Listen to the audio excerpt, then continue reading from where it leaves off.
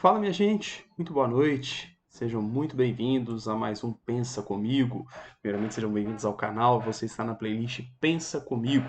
Nosso canal, a gente sempre fala as coisas que envolvem a vida cristã. E afinal de contas, um cristão ele não vive numa bolha. Então vamos pensar sobre tudo. E hoje vamos falar aqui um pouquinho sobre Lula, Sérgio Moro e Bolsonaro. Ah, Marcelo, mas está muito cedo para fazer análises políticas. Claro, não espere que eu vá fazer aqui uma análise do cenário político. Não. É apenas um breve comentário sobre as minhas impressões, né, do cenário político atual. E vale, tem alerta de ironia, viu, galera? A linguagem é irônica, então fica atento, beleza? Bom, e a ideia aqui é o seguinte: qual a razão, né, de toda essa polarização, essa bagunça, essa briga? Né? Eu apresento duas hipóteses. O ser humano gosta de briga, então é isso que chama atenção. Então o marketing político envolve, gira, né, em torno dessa polarização, beleza? E segundo, por causa dos próprios projetos de poder. Na verdade, como o eleitorado não está interessado efetivamente em explicações da verdade, eu vou basear naquilo que é o meu projeto de poder, tá?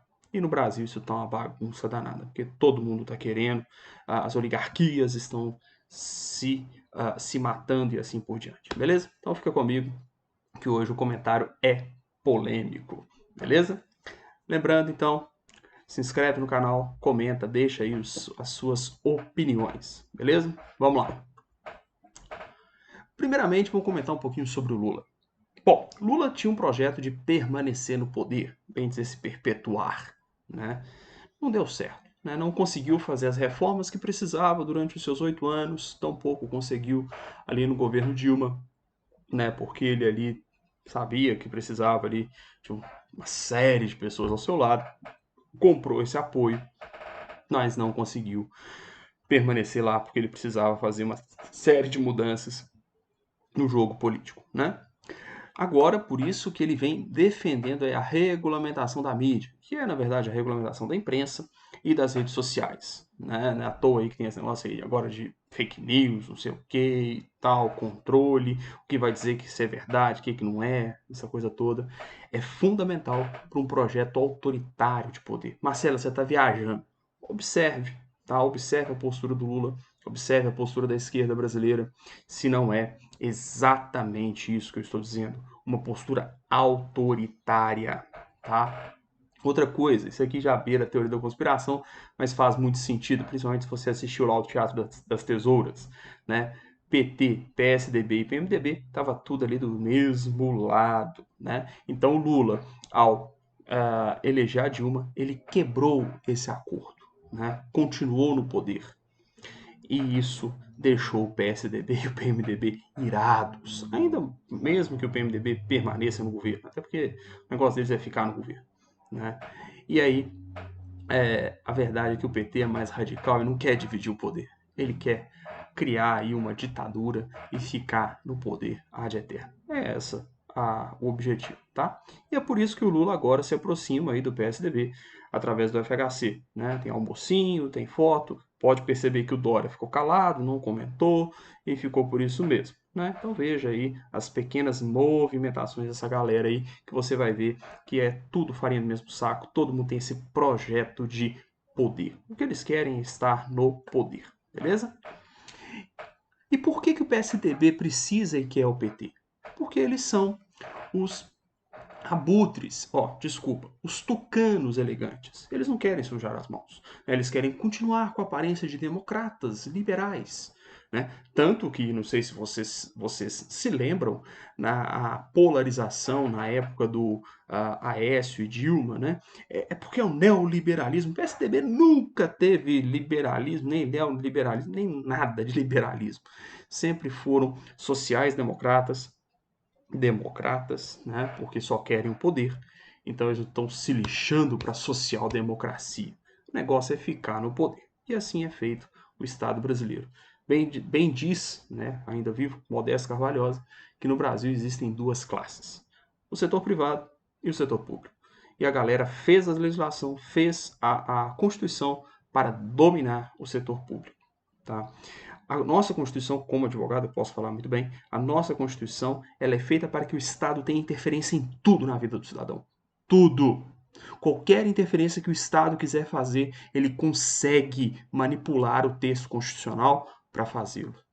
É por isso que essa galera quer tanto dominar o Brasil e ter aí, e tentar estabelecer um governo ditatorial, um governo completamente intervencionista. Qualquer legislação intervencionista consegue-se sim fundamento constitucional. Fica a dica aí, beleza? Muito bem.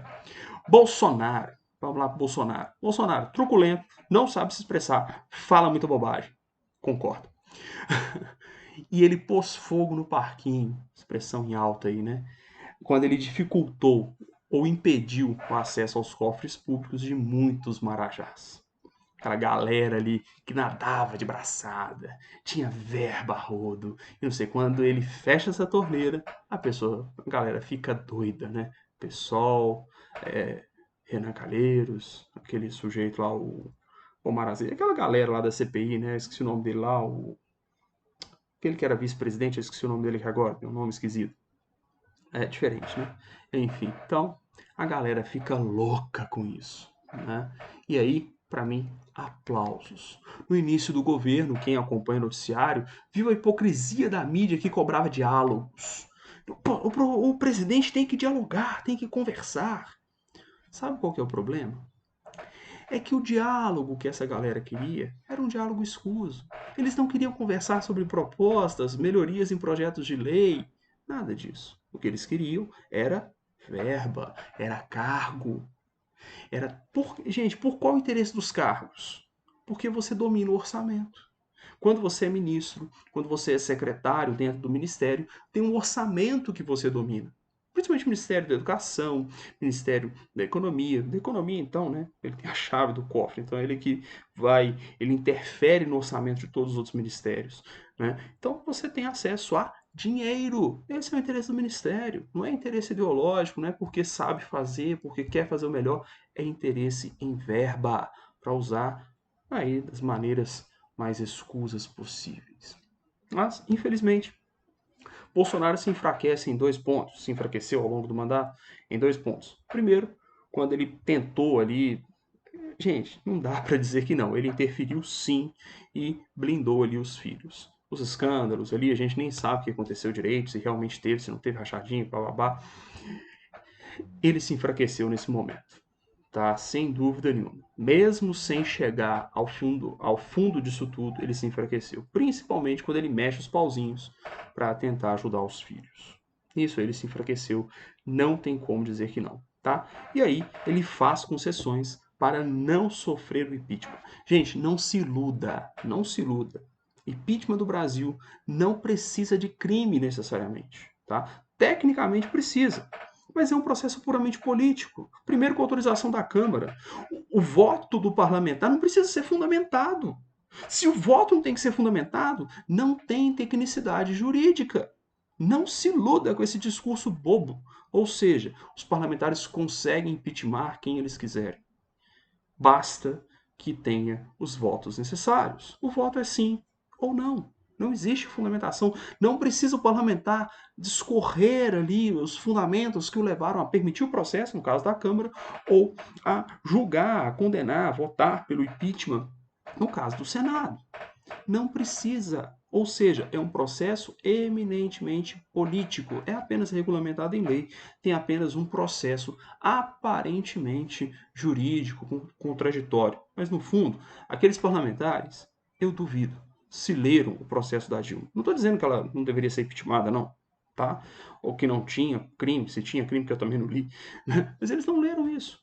O processo é político. Beleza? E para mim, nós precisamos de um presidente desinteressado à carreira política e que ele possa efetivamente encarar o impeachment por ter feito a coisa certa.